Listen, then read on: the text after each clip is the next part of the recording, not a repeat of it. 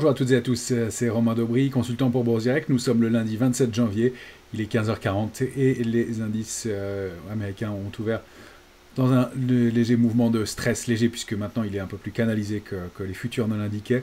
Un petit gap baissier quand même. L'intelligence artificielle chinoise fait bouger les marchés. C'est surtout un phénomène de construction qu'on avait indiqué auparavant qui rendait les marchés un petit peu fragiles. On atteint des niveaux graphiques importants et on entame une semaine charnière. On va détailler tout ça ensemble. Merci à toutes et à tous pour vos likes, vos retweets, vos partages et vos commentaires positifs.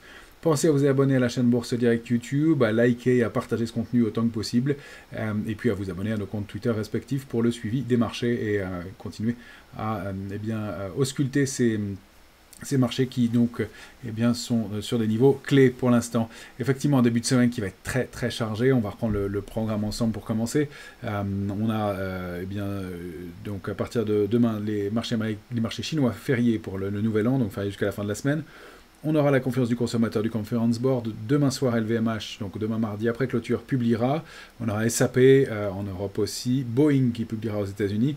Mercredi, réunion avec la Fed. On finit par oublier la réunion de la Fed de cette semaine. On n'attend pas de décision sur les taux pour la Fed cette fois-ci, au cours de cette réunion, mais en revanche des éléments, un discours et un commentaire qui va nous permettre d'en savoir plus sur l'évolution de la politique monétaire pour les mois à venir, et puis de la santé économique américaine. On aura le mercredi soir Microsoft, Tesla, Meta et ASML qui vont publier à Wall Street. Jeudi, ce sera au tour de la BCE de se réunir et de s'exprimer sur une baisse cette fois-ci des taux probables. Et puis on aura toute une batterie de PIB en France, en Allemagne et aux États-Unis. Jeudi toujours. Sanofi, jeudi toujours les publications de Sanofi STM et en fin de séance Apple. Je vous ai dit à tort sur mon petit résumé Amazon. Amazon, ce sera le 6 février, autant pour moi, donc pas cette semaine Amazon. Et vendredi, on aura l'indice des prix à la consommation en France et en Allemagne. Et puis pour terminer la semaine en beauté, l'indice PCE Core, l'indice d'inflation extrêmement suivi par les opérateurs et par la Fed par définition. Donc une semaine qui va être très dense. Ça justifie aussi, alors qu'on était sur des points hauts, des petits moments de volatilité. Puis c'est surtout la construction qu'on avait indiqué ensemble depuis quelques temps, qui manquait de soutien, manquait d'intérêt, et on l'a, ça se traduit, c'est pas systématique évidemment, mais ça se traduit de temps en temps par un mouvement de marché un petit peu brutal, et là ça a été le cas. Il a suffi d'une annonce ce week-end pour que le chat GPT chinois, DeepSeek, manifestement concurrents sérieux aux travaux qui sont faits aux États-Unis, soit capable de produire des résultats au moins équivalents pour des investissements qui sont bien inférieurs financièrement, et puis aussi en termes d'énergie, 97% moins consommateurs d'énergie, d'après les éléments donnés. Alors tout ça, ça donne des mouvements de volatilité sur le marché. Encore une fois, c'est plus un phénomène de construction qui est un peu pris à contre-pied, c'est-à-dire qu'on montait dans la complaisance, avec de moins en moins de couverture, de plus en plus d'optimisme dans cette construction, on l'avait indiqué, surtout pas de soutien du côté des marchés dérivés. Donc même si on avait un volume, cette divergence volume en hausse, mais marché dérivé qui n'accompagne pas, nous indiquait bien qu'on avait cette manque de construction. Et on a un intérêt qui est quand même très faible sur l'indice CAC 40, soit 166 000 contrats futurs à hier soir. Sur l'Eurostoxx, c'est 2 millions de contrats futurs. Et sur les indices américains, au cours du petit contre-pied de vendredi soir, on n'a pas eu de pression baissière, même une petite baisse de l'intérêt. Donc on n'a pas une configuration de graphique qui indique une pression baissière à ce stade. Il sera intéressant de voir comment ça s'est construit demain, mais ce qu'on peut constater déjà, c'est que le rebond est quand même significatif. On a eu un peu de complaisance, on va aller voir du côté de la volatilité, qui s'est traduit par un contre-pied. Pour moi, ça reste un mouvement correctif à ce stade, on s'y attendait, et on avait surtout indiqué depuis quelque temps que les niveaux autour de 7900 points, 7894 sur le futur CAC 40, allaient être des niveaux charnières, et que ces niveaux-là allaient avoir besoin d'être consolidés, et qui seraient l'objet d'une certaine bagarre entre acheteurs et vendeurs peut-être, et puis autour de l'intérêt. Mais en tout cas, on avait déjà rebondi de 12% en ligne droite pour l'Eurostoxx, on a connu 9 séances d'affilée de hausse. Sur le CAC 40, il fallait une petite pause. Elle se met en place, et encore de façon très raisonnable en Europe. Donc on a plutôt quelque chose de l'ordre du technique pour l'instant. Ce phénomène d'annonce, c'est plus un feu de paille à mon avis, même s'il va se passer des choses autour de l'intelligence artificielle. Et puis Nvidia qui perd 12% aujourd'hui. Nvidia, on le dit depuis le mois de juin dernier, il y a mieux à faire qu'Nvidia sur le marché. Le ratio de couverture qu'on a évoqué à chaque échéance et à chaque publication d'Nvidia indique toujours un ratio d'acheteurs, de 80% d'acheteurs contre 20% de vendeurs. En fait, il n'y a plus un seul vendeur sur Nvidia, et donc évidemment, le titre ne peut pas monter. Donc depuis le mois de juin, c'est un titre qui stagnait. entre 130 et 140, j'arrondis, on ira voir graphiquement ensemble ce que ça donne, mais il n'y avait plus de possibilité pour le titre de continuer, de poursuivre son mouvement haussier, compte tenu du fait que tout le monde est acheteur sur le titre et qu'il n'y a plus de nouveaux entrants. Donc eh bien, c'est ce phénomène de contre-pied qui se produit, ça va purger la position et probablement permettre de retrouver des niveaux d'intérêt pour un titre qui avait du mal à retrouver une dynamique haussière. Donc tout cet aspect spéculatif va être nettoyé, ça a mis du temps, hein, ça datait de juin, il y a quelques trous d'air depuis bien entendu, mais depuis ce moment-là, on voit que eh bien, le consensus reste trop optimiste et c'est ce qui se traduit. Pareil pour le marché, trop optimiste, pas de soutien, il y a donc des contre-pieds. Ce ne sont pas pour autant des signes de retournement de tendance. On va le regarder en détail. Alors, semaine de publication importante, on va aller voir aussi les GAFAM qui vont publier cette semaine. On va regarder ça ensemble. Quelques titres qui paraissent intéressants. Le comportement du marché en général.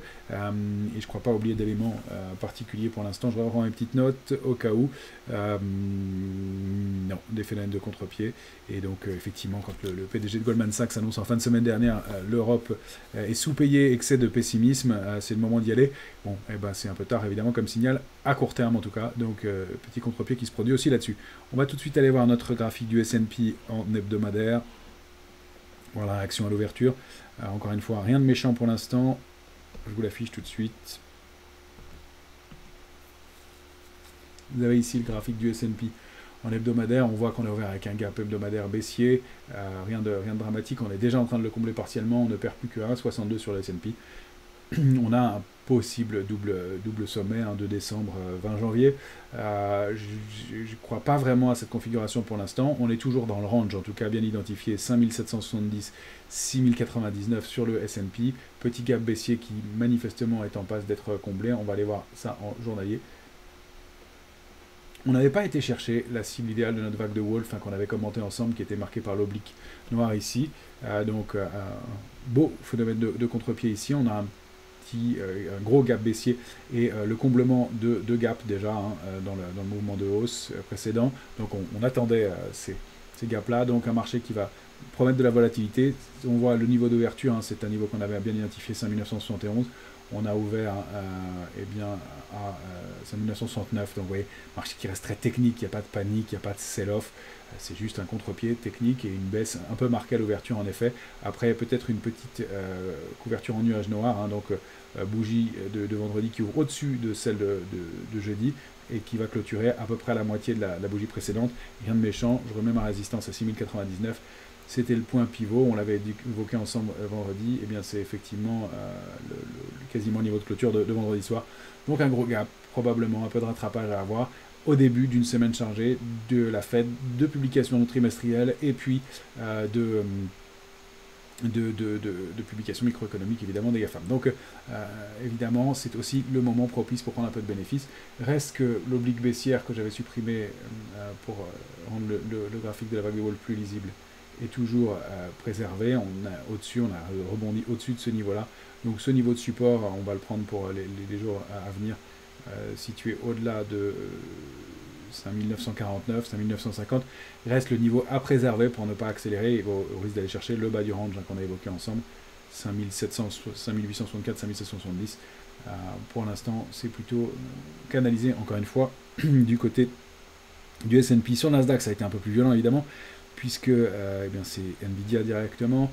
Alors là, pareil, série de gaps qui eh bien, demandait à être comblé. Celui-ci n'était pas non plus de mémoire. Voilà, donc il y en avait un petit aussi ici. Eh bien, on ouvre donc ici un petit gap. On ouvre un nouveau très large gap. Là, une couverture en nuage noir importante. Donc même configuration que sur le S&P, mais plus marquée. On ouvre plus haut que la bougie précédente, vendredi, et puis on clôture sous la médiane de la bougie d'après, en haut de marché. C'était un signal de prudence. On ouvre largement en gap baissier, on retourne la tendance de court terme à la baisse. Là, on passe sous l'oblique baissière. On reste dans cette grande séquence de consolidation quand même. On préserve pour l'instant 21 095, donc un marché qui est en attente d'une saison de publication à venir. On va supprimer notre cible de la vague de Wolf pour l'instant. Encore que je vais la laisser parce que il n'est pas dit que le marché ne fasse pas des contre-pieds, qu'on ne retrouve pas cette oblique plus tard. Mais pour l'instant, il sera difficile d'aller chercher une pente pareille. En tout cas, le mouvement est neutralisé. On est dans une grande plage de consolidation, 20 530, 22 130 au plus large, 21 095 étant la médiane. Tant qu'on est au-dessus, on a les chances de rebondir. Si on part un peu en dessous, c'est sûrement le borne basse et 20 530 qui seront à aller chercher. Du côté de la volatilité, eh bien, comme souvent, quand on repasse sous des niveaux d'alerte, eh bien, il y a un petit coup de stress qui se met en place. On était repassé en complaisance, on l'avait indiqué dès jeudi soir. Attention donc à ces niveaux de complaisance. On peut y rester longtemps en complaisance. Regardez, plusieurs jours ici. Par le passé, on y était resté parfois très longtemps. Ça date maintenant, mais regardez toute cette période de mai 2024 jusqu'à juillet 2024. On peut y passer longtemps en complaisance avant qu'il se passe quelque chose. Là, il a suffi d'une petite annonce. Évidemment, il y a des enjeux importants, mais encore une fois, je ne suis pas sûr que le DeepSeek révolutionne complètement le modèle économique de l'intelligence artificielle d'un coup aux États-Unis. Donc voilà, un des éléments à prendre avec des pincettes, avec de la mesure, dans un marché qui était surtout, encore une fois, mal construit. On l'évoquait souvent ensemble. Donc on laisse ce large gap ouvert pour l'instant entre 18,78 et 15,20. C'est plutôt un gap à aller combler, donc probablement un rebond à venir pour les titres et le S&P, même si, encore une fois, le marché a été touché. Il y a un vrai coup d'arrêt dans la tendance, mais encore une fois, qui reste très très canalisé. Si on va voir du côté de nos indices européens, on n'a pas d'alerte majeure non plus. On a des niveaux qu'on avait bien identifiés ensemble, qu'on est allé tester. Je vais prendre le DAX pour commencer. Le DAX, alors attention quand même à cette configuration en journalier. Notre cible parfaitement touchée, 21 322, on avait accéléré un peu au-dessus. On ouvre avec un gap baissier, on n'a pas de franc Island Reversal, hein, on reste au-dessus du gap. Donc il y a ce gap à aller combler ici pour l'instant qu'on va réouvrir. Celui-là est ici pour l'instant, celui-là est maintenant partiellement comblé. Alors, on a toujours ce gap et ces gaps ici. Les gaps peuvent être comblés effectivement. Alors petite parenthèse sur les gaps, on dit que les gaps sont toujours comblés, parfois ils peuvent mettre très très longtemps à être comblés. Je vais vous en montrer un pas si vieux que ça sur le S&P. Vous allez voir que je ne suis pas sûr qu'on le comble tout de suite sur le S&P. Vous voyez ces gaps qui avaient été ouverts pour l'Island Reversal ici, là. Voilà. Je ne suis pas sûr qu'on les revoit tout de suite, ils n'ont pas été comblés encore, ils datent du mois d'août dernier, et ils ne sont peut-être pas comblés avant longtemps. Donc attention à cette croyance que les gaps sont toujours comblés, ils ne le sont pas toujours, et parfois ils peuvent mettre très longtemps à être comblés. Or un gap haussier dans un marché haussier, c'est un signe de force, donc ça veut dire qu'on peut le revisiter. Quand il y en a beaucoup, c'est effectivement un signe de risque et de fragilité. Je vous remets le graphe du DAX. Ça peut être un signe de fragilité quand il y en a trop, mais c'est avant tout un signe de force quand on ouvre en hausse dans le marché. En début de semaine, un gap baissier, c'est pas un bon signal, il faut qu'on les comble assez rapidement, mais vous voyez déjà le DAX est déjà en train de se reprendre, et quand j'essaye de marquer le DAX, le gap, il est déjà en train d'être comblé partiellement. Alors attention, on avait quand même eu cette bougie verte, puis une bougie d'indécision derrière. On peut y voir, en le tirant un peu par les cheveux, une étoile du soir, donc accélération haussière marquée, bougie rouge, et gap baissier ensuite, mais il n'y a pas la bougie d'étoile filante qu'on aurait aimé avoir ici, qu'on devrait avoir ici pour que la configuration soit très propre. Donc il y a un peu de doute là-dessus. C'est un peu la même chose sur l'indice CAC 40 qu'on va voir dans un instant. Je voulais quand même vous montrer l'Eurostoxx. Même genre de configuration, hein, on a bien cette fois-ci une accélération haussière avec une bougie verte qui est marquée, une petite bougie d'indécision ici, hein, on a un petit marteau, un petit pendu, je veux dire, en haut de marché, derrière une étoile filante, et puis une bougie rouge, mais qui a déjà des forces de rappel importantes, le gap est déjà comblé, on est quand même dans une configuration relativement solide. On n'est pas tout à fait allé chercher les cibles, hein, sur l'Eurostoxx, ça donne plutôt ce niveau autour de 5313. On est toujours dans ce gap, dans ce range 5124, 5343. Il y a pour l'instant un mouvement de doute et de pause au début d'une saison de publication. Je rappelle qu'il y aura des publications d'LVMH en Europe demain soir après clôture, donc évidemment ça peut jouer sur le marché, mais il n'y a rien de trop méchant pour l'instant. Sur l'indice CAC 40, alors où est-ce qu'on en est? Bien, regardez, si le marché a bien identifié. Pour l'instant, on est en train de passer les 7900 points et le niveau de 7858. Notre oblique haussière marquée par les points 1 et 3. Donc on est peut-être en train de s'extraire de ce mouvement baissier et de valider cette vague de Wolf. Il faudra confirmer en fin de semaine ce mouvement pour confirmer qu'on sort de cette séquence baissière et de cette vague de Wolf et qu'on la valide au sens définitivement. Elle a pris un coup, clairement, cette fois-ci, puis cette oblique baissière testée depuis l'été et qui a été maintenant franchement débordée. Donc en tout cas, regardez la bougie du jour, elle ne va pas s'appuyer nulle part, c'est eh bien là où on a été formé le point bas aujourd'hui, 7847 points, donc on est plutôt installé au-delà du niveau d'alerte qui est représenté par l'ancienne vague de Wolf. Enfin, je ne réinsiste pas dessus, on en a parlé dans tellement de vidéos que pour l'instant c'est plutôt invalidation possible. Attention, si on passe cette semaine sous 7844 en clôture, là on repasserait sous l'oblique qui nous indique la vague de Wolf. Là ce ne serait pas un bon signal. Pour l'instant, on voit qu'on a une réaction qui est plutôt assez positive. On ne perd plus que 0,23% sur l'indice CAC 40, alors qu'on était en baisse un peu plus marquée à l'ouverture ce matin. Donc c'est dire que le mouvement reste canalisé. Sur notre futur CAC 40, eh bien, le niveau de 7894 est bien identifié. Voilà, regardez, même en 14 heures, c'est autour de ce niveau-là qu'on s'articule, hein, vraiment, ou quasiment parfaitement. Donc un peu au-dessus, un peu en dessous, 7844 en bas, 7950 en haut, et le gap baissier du jour a déjà été comblé. On est donc dans une configuration importante où on est en train d'essayer de déborder ce gros niveau de 7894 qui date du mois de juillet dernier.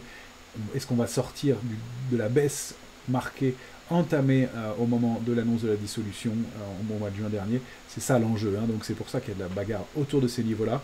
C'est pour ça aussi que techniquement, les opérateurs n'avaient pas envisagé le débordement des 7900 points et que ça a créé ce gap haussier, cette accélération haussière qu'on avait évoqué ensemble, qui avait eh bien, été un des scénarios possibles, c'est que soit on butait sur ce niveau de 7900 points, soit eh bien, on n'arrivait pas à le déborder et donc on repartait à la baisse, pardon, soit on accélérait brutalement au-dessus parce que eh bien, l'aspect technique l'emportait en plus de l'aspect graphique, donc il y avait un gros enjeu. Pour l'instant, on est plutôt du bon côté.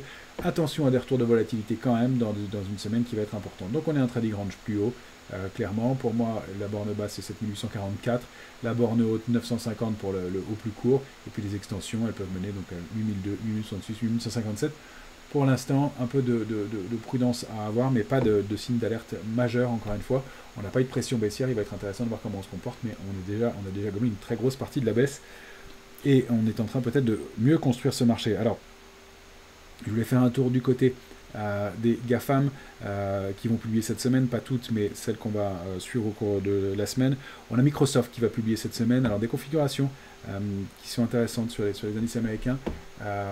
Voilà où on se situe pour l'instant en mensuel sur Microsoft. Voilà, on voit des mèches de rejet en haut, attention quand même, c'est en haut de marché. Il y a quand même des rejets assez marqués. On perd 3,64 sur Microsoft à l'instant. L'oblique haussière, la dernière séquence de hausse, elle est ici, hein, marquée par les points bas de décembre 23, janvier 24 et puis août dernier. On est largement au-dessus de cette oblique pour l'instant. 404, c'est vraiment le niveau à préserver. On va les zoomer en hebdomadaire. J'ai trouvé ce petit triangle symétrique qu'on peut tracer aussi avec ces points hauts, points hauts là. Là, les mèches sont les mèches débordent de l'oblique, mais on retrouve bien notre point ici, donc l'alignement est pas mal. Ça fait un triangle symétrique intéressant. Donc en bas, 404,50, en haut, 447,80.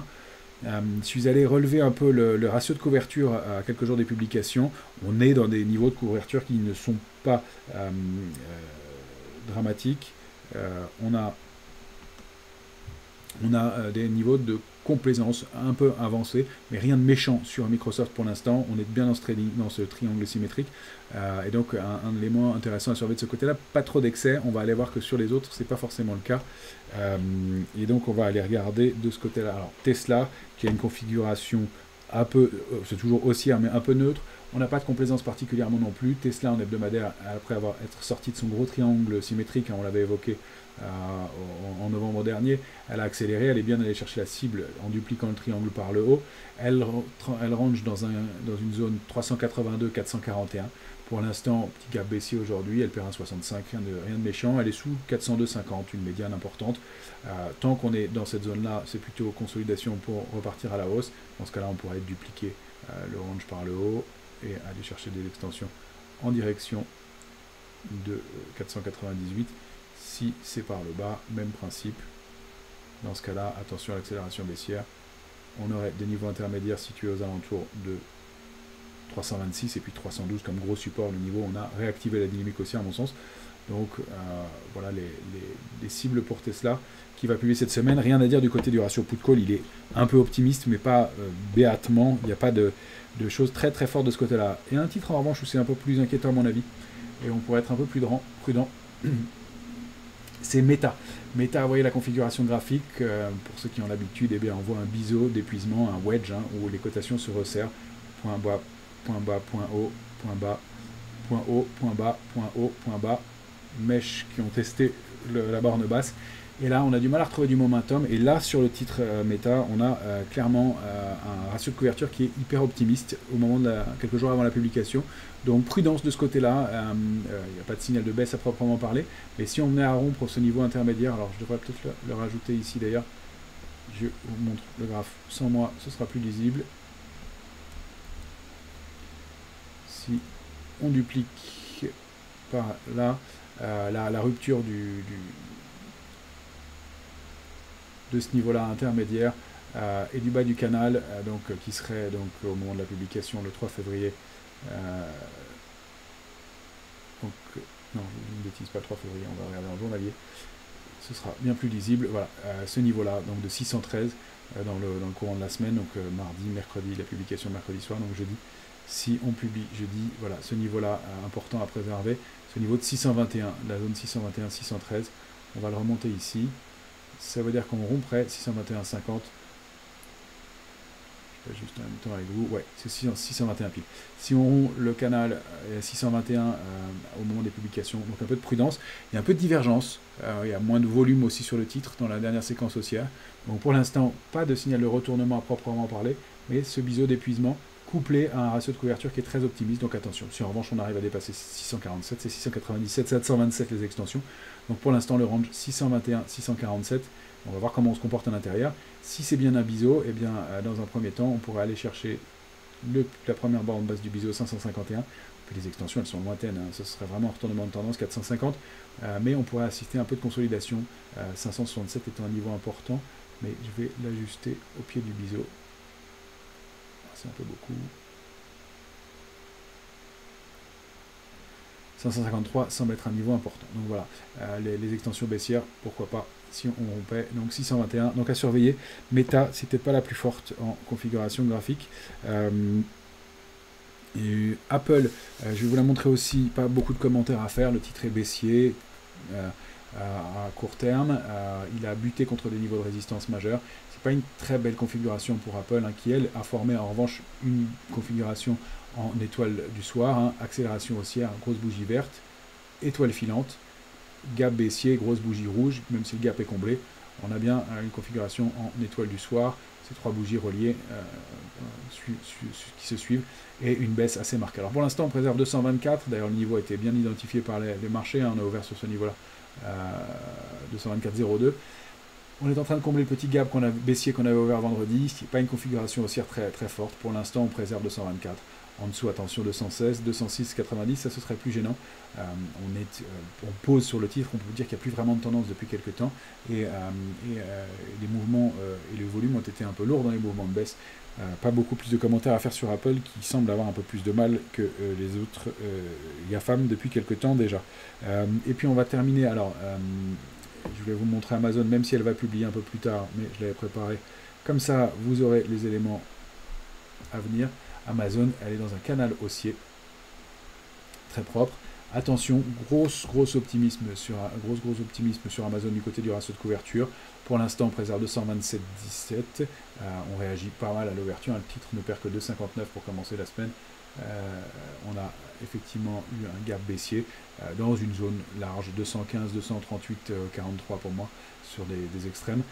On a ouvert avec un gap baissier, mais on préserve tout de suite les niveaux. Il n'y a pas d'accélération baissière majeure. C'est pour l'instant un range d'une consolidation. On a bien atteint plusieurs fois la borne haute du range, haute, basse, haute, haute, haute. Pas tout à fait la borne basse, on pourrait peut-être le resserrer d'ailleurs, ce range en journalier. En hebdo il était parfait, mais en journalier peut-être le resserrer un peu. Ce sera plus propre comme ça en effet. Et donc là on avait tenté de déborder la borne haute, et là on est un peu entre deux eaux, on n'arrive plus à aller ni en haut ni en bas. Petite pause, et attention, à mon avis, peut-être un peu de prudence à avoir sur Amazon qui a bien progressé récemment.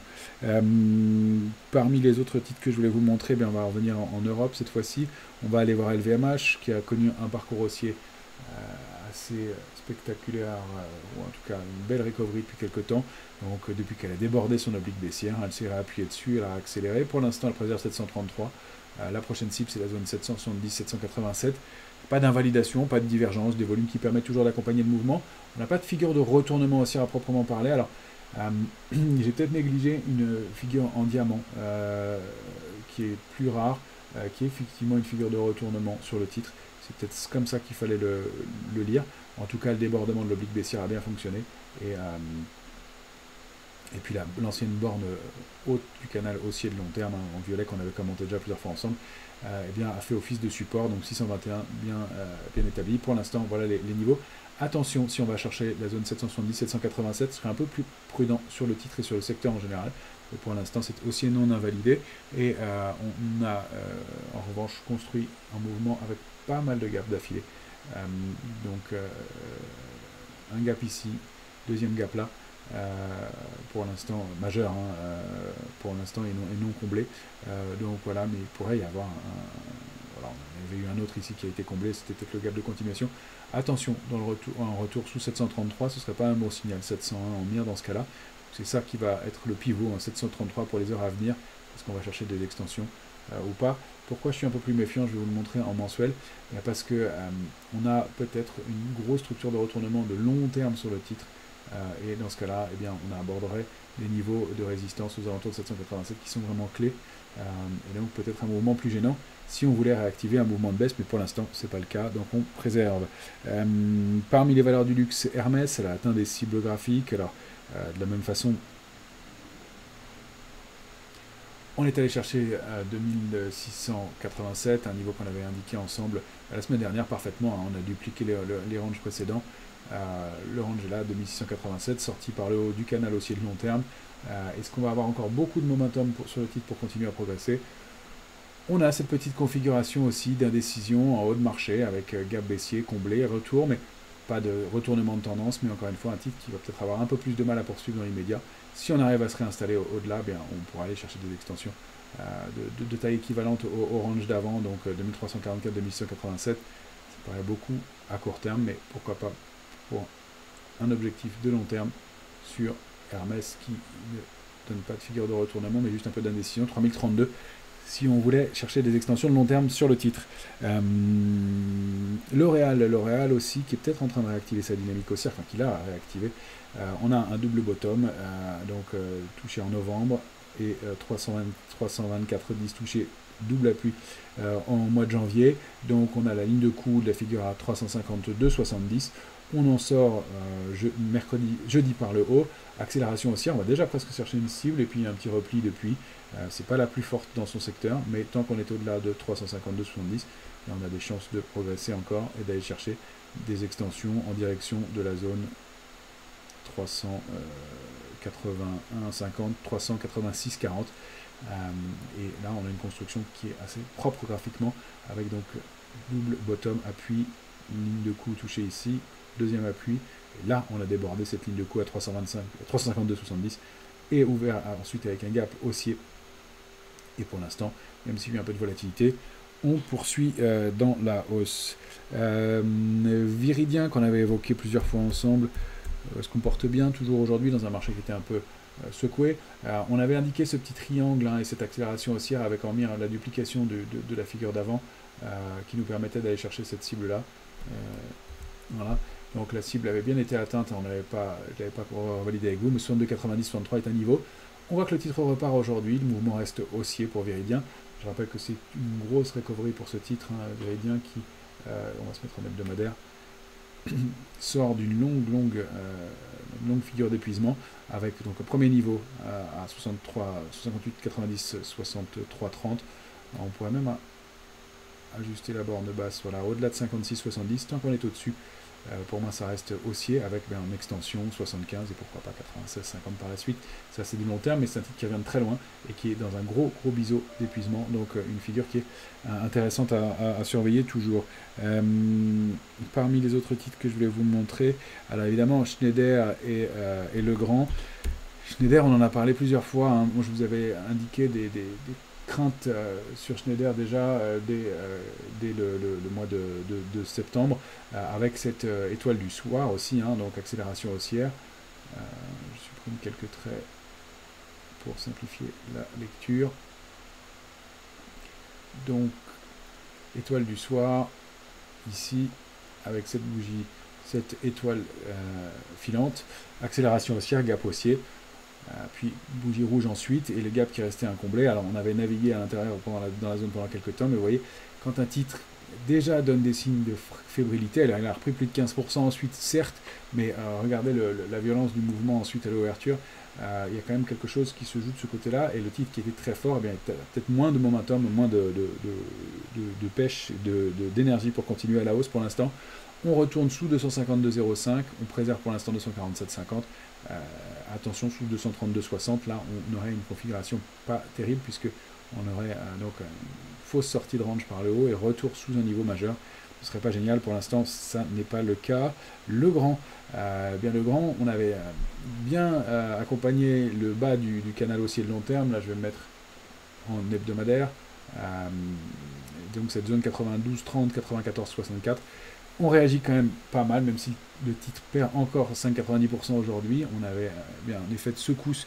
Pareil, hein, c'est toujours ce phénomène de construction de marché. Pour ça que j'insistais dessus. Ça ne veut pas dire qu'on est en mouvement de baisse, mais quand on n'a pas de soutien du côté des marchés dérivés, qu'on est hyper complaisant, s'il y a un grain de sable dans la mécanique, ça crée des mouvements brutaux. C'est-à-dire qu'il n'y a pas beaucoup d'acteurs dans le marché, donc ça donne des mouvements qui sont puissants, des écarts en pourcentage qui sont importants. Ça ne veut pas dire pour autant que les mouvements soient puissants, justement, pardon.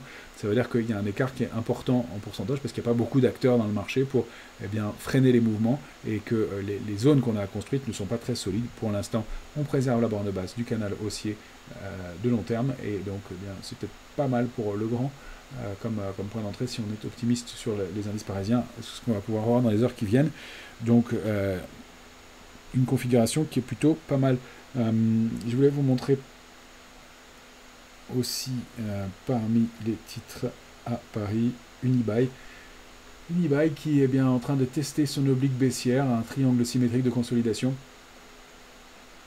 On va peut-être à réajuster un peu en borne basse, mais en tout cas, l'oblique ici a été bien identifié, une fois, deux fois, trois fois, tentative de débordement, 4 fois testé, et puis on sort par le haut, donc peut-être réactivation haussière sur un secteur qui est en train de repartir un petit peu, d'une façon générale, donc peut-être un titre qui pourrait surperformer légèrement dans les jours qui viennent, après une grosse consolidation. Ça fait depuis l'avalement baissier du mois de juin, que le titre sous-performait, il a bien réagi, et là on est en train de tenter de sortir par le haut de cette configuration. Et puis il y a la Société Générale qui continue à performer, le secteur bancaire qu'on a bien plébiscité, qu'on avait bien identifié ensemble, Société Générale qui continue son parcours haussier, qui, après avoir débordé, je vais me remettre en mensuel, ce niveau charnière de 27,73, confirme son parcours et qui est en hausse d'un 31% encore aujourd'hui, malgré les secousses sur le marché, en direction de 31,55 et pourquoi pas de 35, ça reste haussier toujours, avec un secteur qui reste d'une façon générale assez solide pour l'instant. Voilà les quelques éléments que je voulais vous donner pour ce début de semaine. Donc marché qui reste assez ouvert, plutôt solide. Pour moi on est plutôt dans une phase de consolidation pour l'instant qu'autre chose. On savait que le niveau de 7900 allait être charnière. On va voir si on arrive à clôturer le mois au-dessus. Ça invaliderait notre structure baissière en bas de Wolf. Ça permettrait de réactiver franchement et fondamentalement la dynamique haussière sur les indices européens.